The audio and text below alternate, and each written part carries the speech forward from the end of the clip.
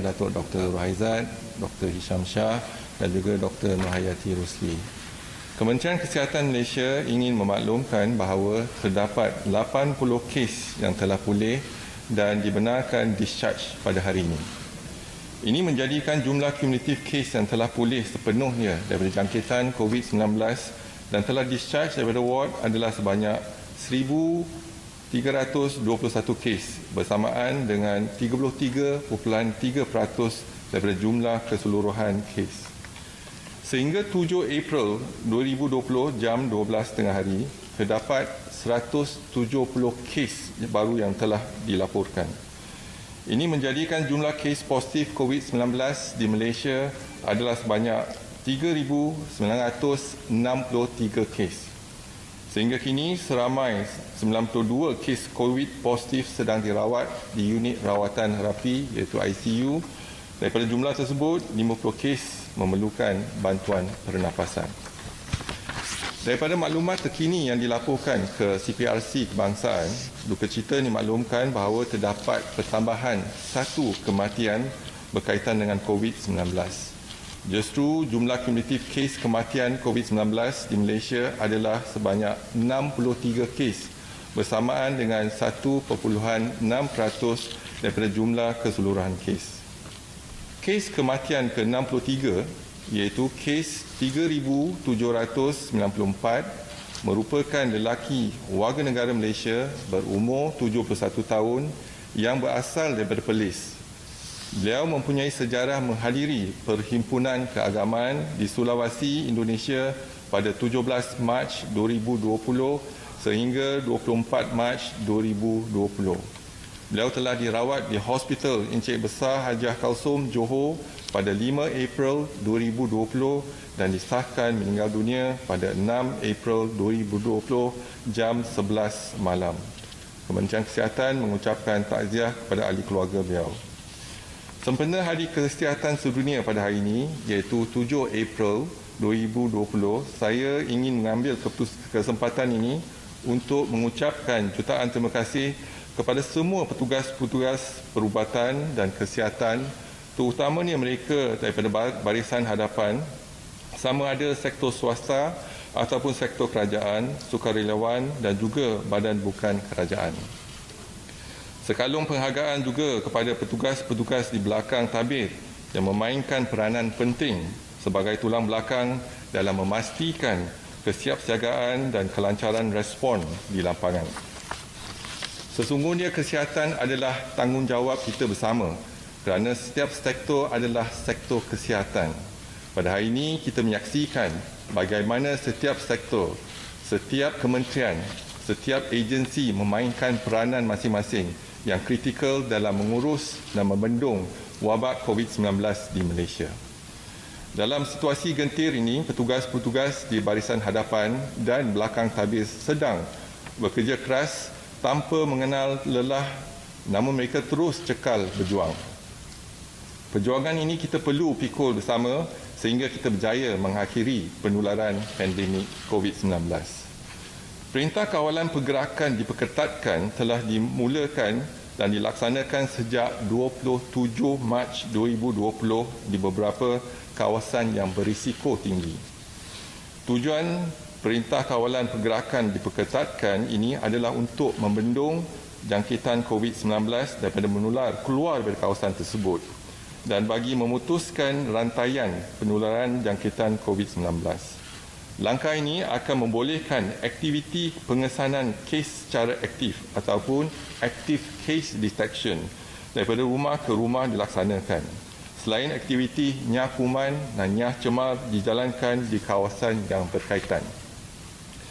Sepanjang tempoh Perintah Kawalan Pergerakan, pihak Kementerian Kesihatan juga ingin memaklumkan dan menasihatkan orang ramai supaya duduk di rumah sambil mengamalkan tahap kebersihan yang optimum pada setiap masa seperti kerap mencuci tangan dengan menggunakan air dan sabun, penjarakan selamat sekurang-kurangnya 1 meter daripada orang lain dan Kementerian Kesihatan akan terus memantau perkembangan kejadian jangkitan COVID-19 melalui segala maklumat yang diperolehi dan akan dimaklumkan kepada rakyat daripada masa ke semasa. Sekian, terima kasih. Kalau ada apa-apa soalan, silakan.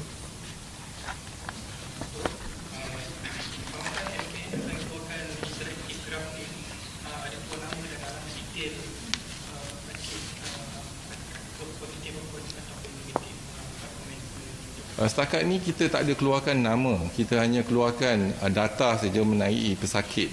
Contohnya sekarang ni kalau kita gunakan data yang saya maklumkan kematian, tak ada nama, hanya nombor kes pesakit saja.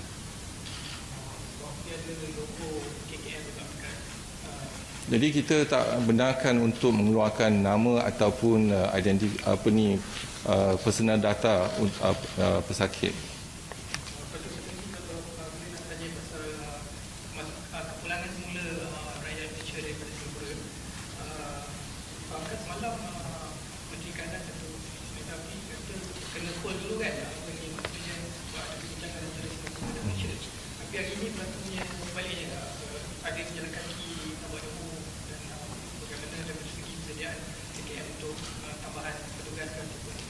Jadi kita telah menjalankan perbincangan bersama. Jadi kalau boleh warga Malaysia yang bekerja di Singapura, kalau boleh mereka kekal duduk di Singapura untuk tempoh 2 minggu lagi. Jadi kita tengah berbincang dengan pihak di Singapura sama ada majikan mereka dapat kekalkan mereka di Singapura untuk tempoh 2 minggu, dan yang mereka yang hendak kembali akan disaring, dan apabila kita saring kita ambil tindakan seterusnya.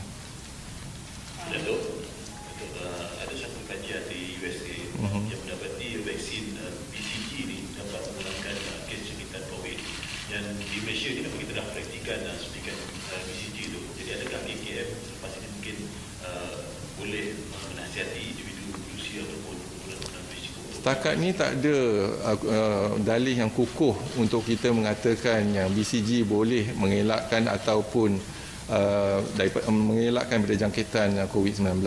Tetapi kajian sedang dilaksanakan bersama dengan WHO dan negara-negara yang lain untuk melihat vaksin.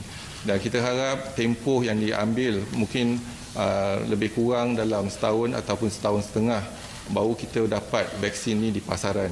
Jadi memakan masa. Kalau kita jumpa kompaun untuk vaksin dan sebagainya, kita kena laksanakan penyelidikan dulu. Jadi penyelidikan ni mungkin kita akan laksanakan secara dengan negara-negara yang lain. Jadi mungkin Malaysia mungkin akan dikenal pasti untuk menggunakan vaksin tersebut untuk penyelidikan. Jadi tempoh penyelidikan biasa dia dalam tempoh 6 bulan ataupun 6 bulan hingga 9 bulan. Jadi kita tunggu penyelidikan ini dijalankan. Tapi apa yang penting adalah sekarang ini Malaysia telah dikenal pasti sebagai satu negara yang dimasukkan dalam kajian iaitu solidarity trial di dalam tu. Jadi kita melihat pada ubat-ubatan, contohnya ubat hydrochloroquine, contohnya ubat yang baru favipiravir, dan obat yang lama juga, contohnya lopinavir dengan kitonavir dan sebagainya. Jadi banyak ubat-ubat yang kita tengah lihat sebagai satu kajian digunakan untuk pesakit-pesakit kita. Dan kita harap sekarang ni kita menggunakan obat anti malaria, contohnya obat anti HIV, tetapi off label use, jadi bukan dalam penyelidikan. Apa yang penting, kita perlu ada pendidikan melihat kepada kesan samping ubat tersebut dan keberkesanan ubat tersebut. Jadi kita harap dengan kajian bersepadu dengan negara-negara lain dapat kita hasilkan dengan satu penyelidikan dan data-data yang mana kita boleh guna pakai untuk masa depan. Just wondering on the 5.00 petang cluster, is there an updated number figure for those screened and those tested, and how many of those are vaccinated? Okay, from the 5.00 petang cluster, we have taken 20,035 samples. Positive at the moment is 1,657, negative 13,744, pending 4,634, and those admitted to the hospital 1,680. Total positive 1,657, and the infection already the infection has already gone through 5th generation. That means 5 generations we have seen in the community. This 1,657 57, these are the ones who actually attended. Attended, yes, right. So what we are doing is that when we identify the positive or the index case now, so then we try to get the family history. In terms of documentation of family history, we are proactive in monitoring the family members because there are two high-risk groups. Number one, family members, and the second is healthcare workers. So if that's the case, that we need to look into their family tree and then identify in terms of anyone in the family members have been infected or the potential to be infected.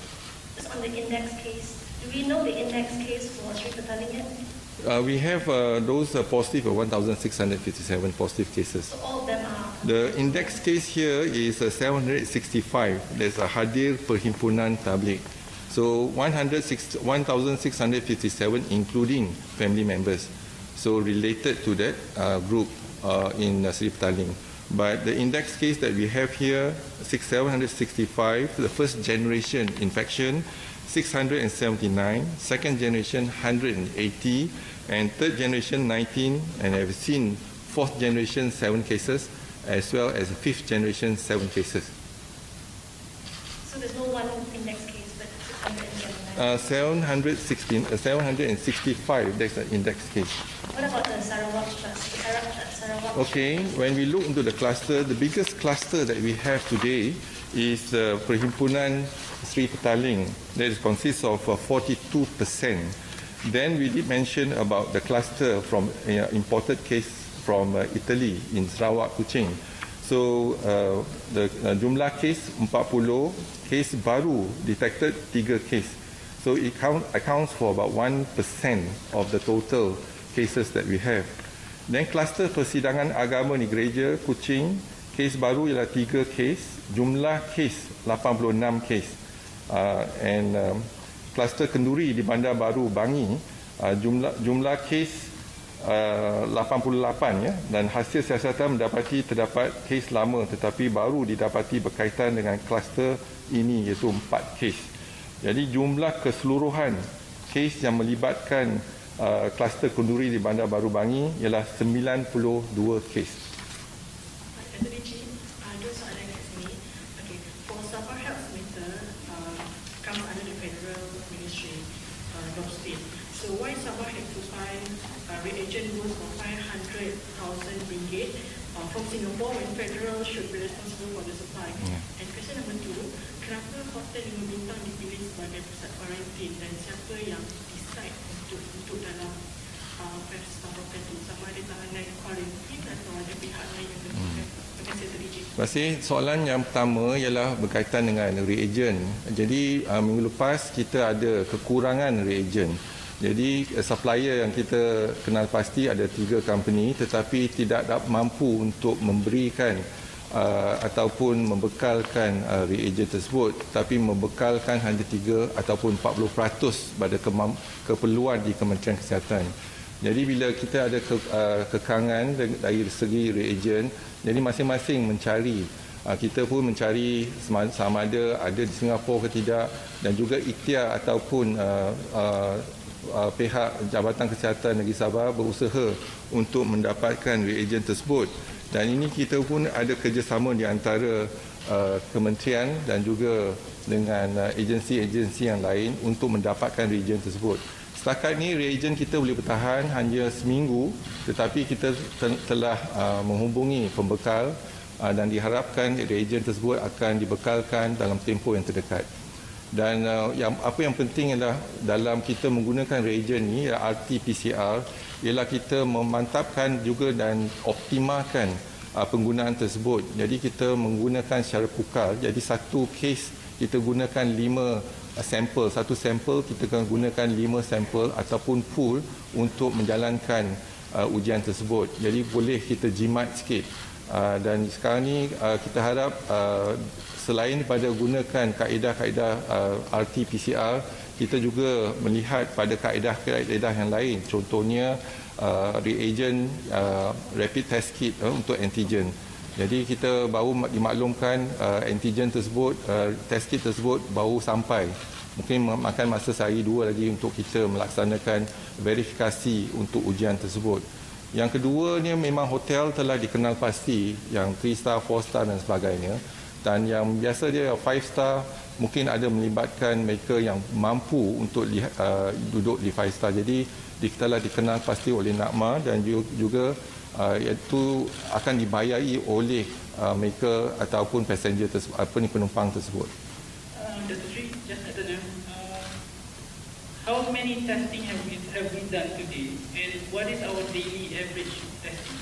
So our testing, our capacity from 43 labs that we have is capacity. I'm talking about capacity is 11,500. Our testing a day about 9,000 plus. So we are actually looking into how we can optimize our testing so that we can increase further to 11,500. 9,000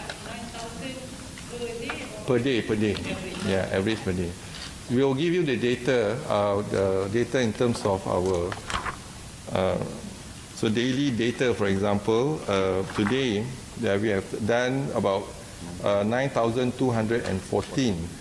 Yesterday, 9,253. Day before, 10,463. So it will be a continuous, but our maximum capacity is 11,500.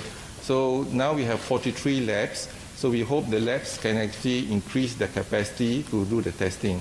But more important is our target to reach about 16,500. So now we are sharing in terms of the patient. Swab being done by our side and then we send to the respective lab, whether in the public sector or in the university. In the public means Ministry of Health or in the university hospital. But we are also outsourcing some of our tests to the private sector, the 7 labs in the private sector. So to increase our capacity, so we are also outsourcing to the private labs. The WHO cakap they expect a peak in April, by mid-April. It's not. Does our data corroborate that? So this is a modeling projection. That means you look into projection, not only WHO but also JP Morgan as well as the Malaysian Institute of Economic Research. Most of them project that in mid-April probably we'll have a surge of exponential growth of the cases. But what is more important, because of this projection, we have actually implemented the MCO, phase 1 as well as the phase 2. And we hope that the phase 1, we have seen the data in phase 1, there's some succeeding signs that we may actually flatten the curve. Now is a phase 2. It all depends on us whether we are able to flatten the curve further.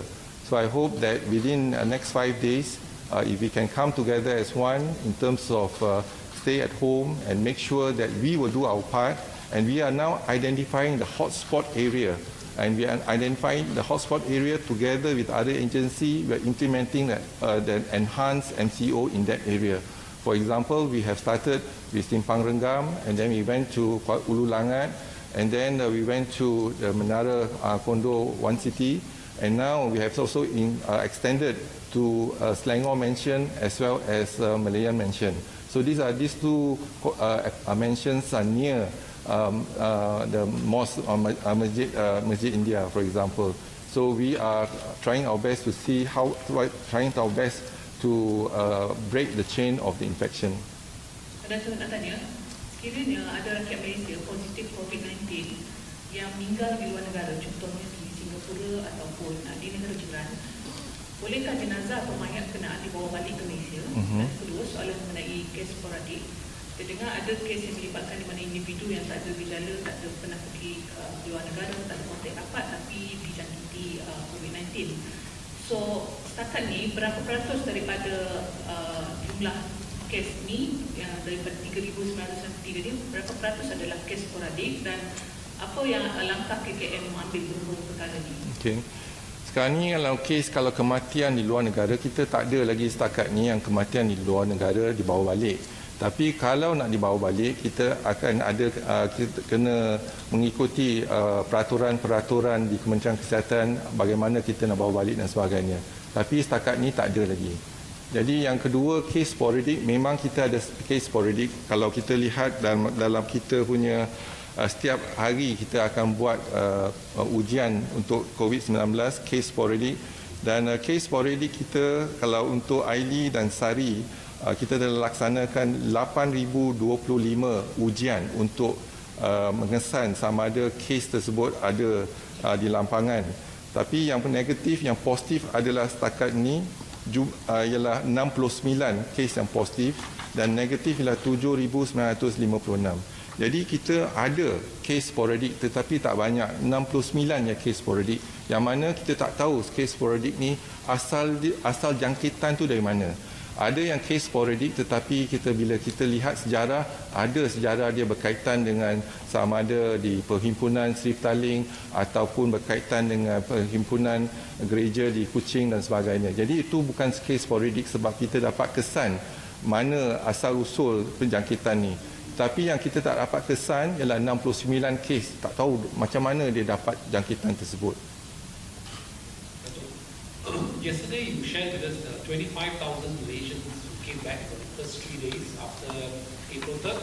So basically, and we have already prepared 1,000 quarantine tested. Could you let us know what is the capacity of the 1,000 quarantine centers? Thank you. What expectation? We have identified in terms of the quarantine center more than 1,114 able to cater for almost about 150,000 people.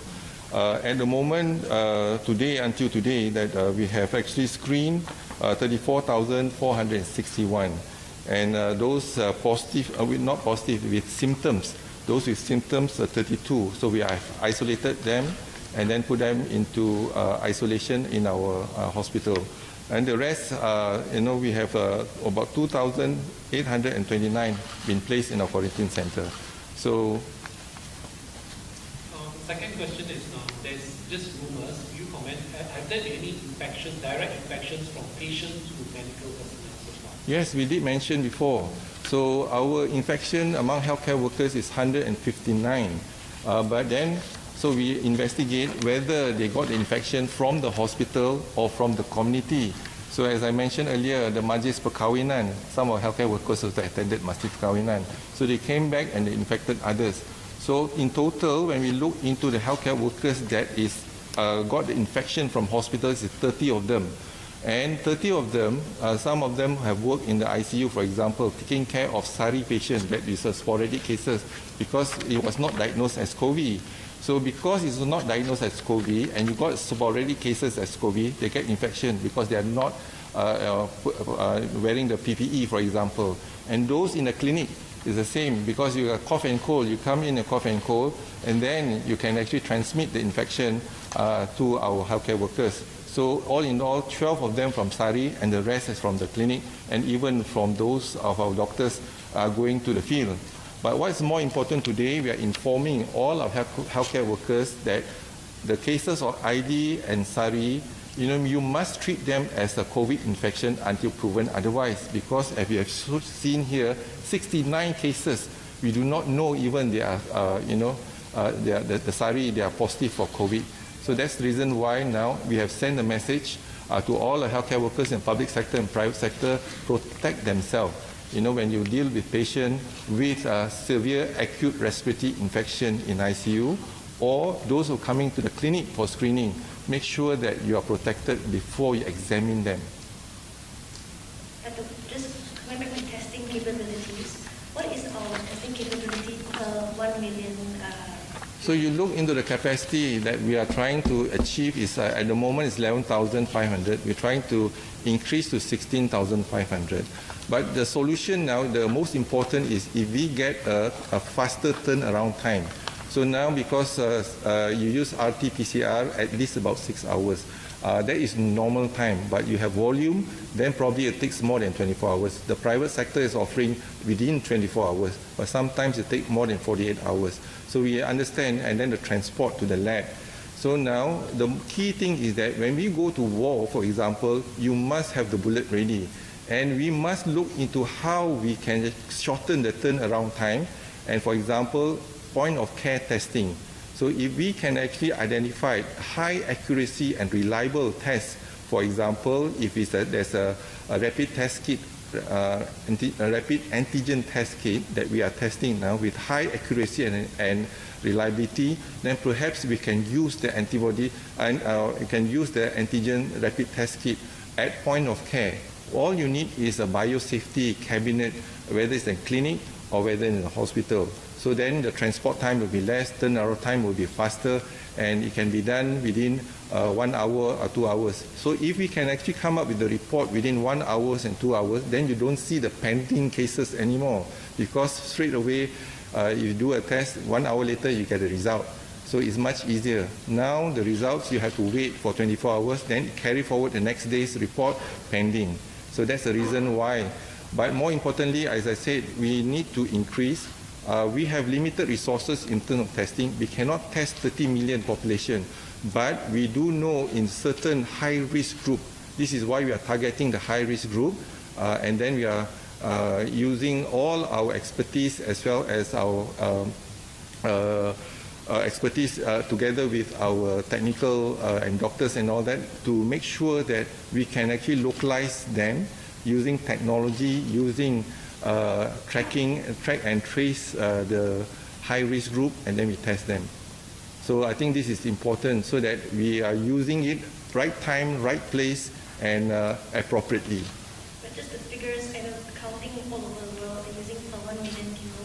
So where are we now, and what we will give you the latest tally, because you look into every day about 9,000, 10,000. So we are re-look again all the tallies in terms of how many new patients that we are testing, how many cases are repeated tests that been done, right? So I'll give you the, we are crunching the data now, right? Lagi berkenaan dengan keberkesanan PKPD, tadi ada 4 kawasan yang diberikan PKPD dan ada yang dah nak sampai tarikh tamat. So sejauh mana keberkesanan dia daripada segi saringan, jumlah saringan, contact tracing, dan adakah modul ini akan digunakan untuk kawasan PKPD yang seterusnya? Dan soalan nombor 2 berkenaan dengan mesin ventilator dengan mas 10 juta yang kita nak dapatkan dari China.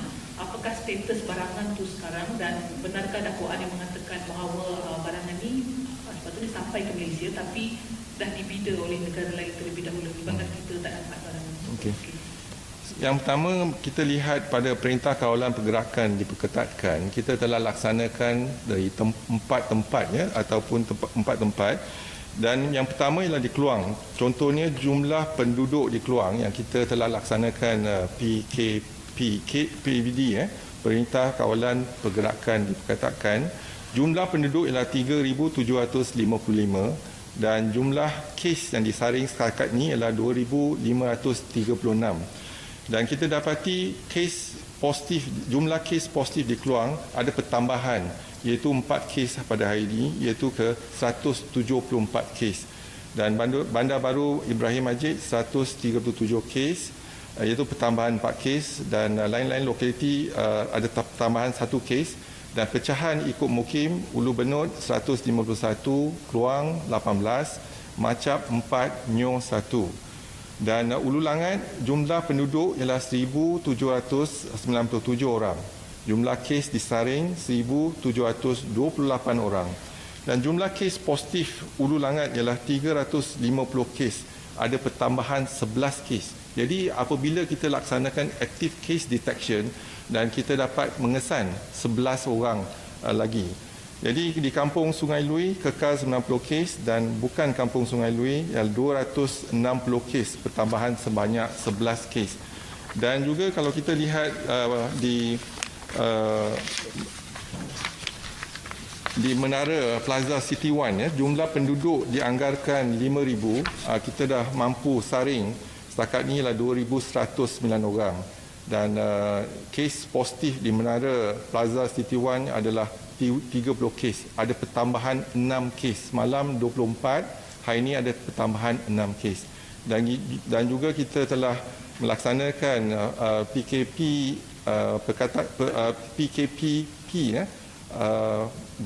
ataupun Enhanced MCO, iaitu di Selangor Mansion dan Malaysian Mansion, dan kita dapati ada 15 kes yang positif di situ. Jadi kita harap kita dapat saring 2 mansion ini untuk mendapat ataupun trace and track, dan kita uji, kita isolate dan kita rawat pesakit tersebut.